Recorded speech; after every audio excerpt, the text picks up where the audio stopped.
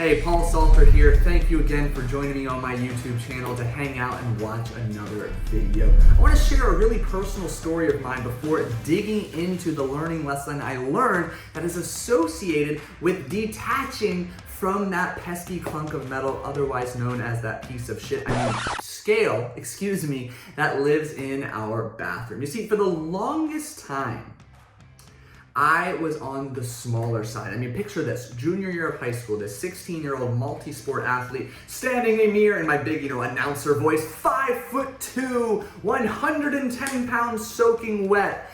Yeah, that was me. And I can proudly claim 6 feet today. Fast forward, the decade plus later. Okay, here's the secret. I'm like 5'11 3/4, but don't tell anybody else. Anywho, for the longest time, I always had this vision that if I could just see a heavier number on the scale, I would feel better. Now, I know that you're thinking, Paul, I want to see the opposite. I want to see a lower number. Hey, hear me out. Everything's going to come full circle and connect back to you, I promise. So as I eventually did grow, I was about 5'10", going into my freshman year of college, 145 pounds. And at one point, I actually hit a goal weight I had been chasing for so long. And for me, an average, 6 foot tall male, everything associated with being the strong, confident, sexy, successful male that is purported by society, this ideal image that is crafted, has to do with that 6 foot male being about 185 pounds. If you go look online with all the nutrition calculators, the sample meal plans given, a lot of the time it's for a 185 pound male. And for the longest time, I aspired to hit that 185 pound mark. Despite relatively having a kind of a tall and lanky frame, I wanted to put as much weight on as possible. And you know what? Through years of hard work, I woke up one morning, I believe it was in 2017, maybe 18, don't quote me on that, and I weighed 186 pounds. And you know what? Aside from about 3 seconds of like, yes, I did it, I didn't really feel any different. I mean, it was a number on a scale that, truth be told, I obsessed about for years trying to hit. I just had this feeling, almost like this relentless belief that if I could just see that number on the scale, I would be viewed as more attractive by women. I would be more confident, more successful, somehow overnight, because I saw 186 on the scale, maybe I'd see $186 million in my bank account. I just thought life would be better if I hit that number on the scale. And I'm here to tell you, that's the furthest thing from the truth. And it took me years to actually realize this. So I want to ask you a question as we continue with this video. And I want you to answer me honestly. Right now, do you have a goal number on the scale that you are chasing? Yeah, I thought so. And there's nothing wrong with having a goal number on the scale that you are looking for. However, what might be wrong is the specific goal that you set. And it's not that the goal weight you have in mind is unrealistic, though more often than not, in the 1,400 plus people I've worked with over the years, the goals they share with me initially are unrealistic. Lose 30 pounds yesterday or even 30 pounds in 30 days. But I digress, that's for another discussion and video. What's really happening though is you are not seeking a number on the scale.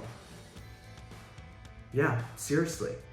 So I want you to hear me again when I say that even though you just thought to yourself and you've shared with your friends, your loved ones, maybe even your coach, I want to weigh X, you're not seeking a number on the scale. What you're seeking, and what I was seeking for so many years, is the collection of feelings that are associated with hitting that number on the scale. And for many of us, those feelings include a combination of confidence, consistency, control, inner calm and peace, because the only way we could get to said goal, whether it's a weight loss or in my particular example, a weight gain goal, are as a result of the discipline, constant flexing of our willpower muscle, and then consistency, confidence, control, etc. But more important, I want to challenge you right now. Think about your goal weight again. When was the last time you saw those numbers on the scale? And I'm going to use a very common example I hear all the time in those I work one-on-one with. And that number is, the last time I remember feeling my best was 140 pounds. 145 pounds, Paul. Oh, Paul, if I could just get back to 135 pounds.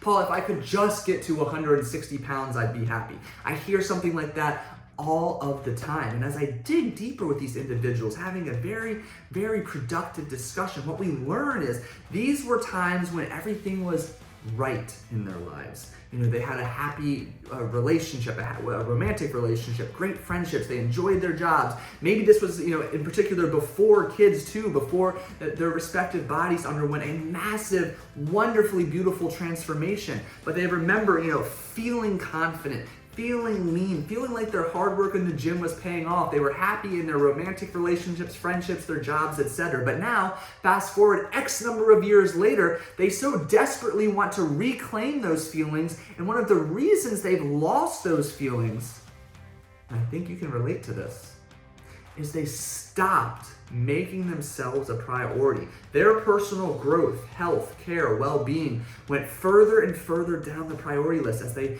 got involved romantically, maybe got married, maybe had a child, 2 children, 3 children, or 4, 5, or 6 children. They started a new job, another job, stopped working, took on a second job, went back to school, had many, many extracurriculars dominate their lives where their own personal care, well-being, and growth went further and further down the priority list. So I'm here to remind you and to hopefully make very clear, you're not really seeking a number on the scale. You're seeking the associated feelings that came with the last time you felt that way. And I have a really good feeling right now that you know the last time you felt those feelings. You know what that number was. You know what your life looked like at that particular time. But I encourage you, if you can separate that scale number from the feelings that you're really chasing, this is going to be incredibly invaluable for you, because now you can redirect your energy and efforts to focus on reclaiming those feelings, something you have pure 100% control of, versus continuing to pour your time, energy, and efforts into that clunk of metal, something that you do not have control of. Food for thought. Now, I want to leave you with this. There is nothing wrong with continuing to use a scale-related goal as a form of motivation. One of many ways to track progress in the overall big picture is stepping on the scale. I fully, wholeheartedly support that. But here's what I'm going to recommend you add to your repertoire when it comes to tracking progress on being your best. And it includes not only weighing yourself no more than 3 times per week. But here's a couple exercises I use with myself as well as with my one-on-one clients to really help them detach emotionally from the scale. And the first one is, every single day when they wake up and before they go to bed, I have them write down at least 2 non-scale victories or positives, things they love about their life or themselves or that happened during the day. And this is powerful because it begins to train your unconscious mind to scan and pick out the positives at a much higher frequency, which means you are just surrounded and filled with positive thought and emotion. Win-win. Beautiful thing to experience.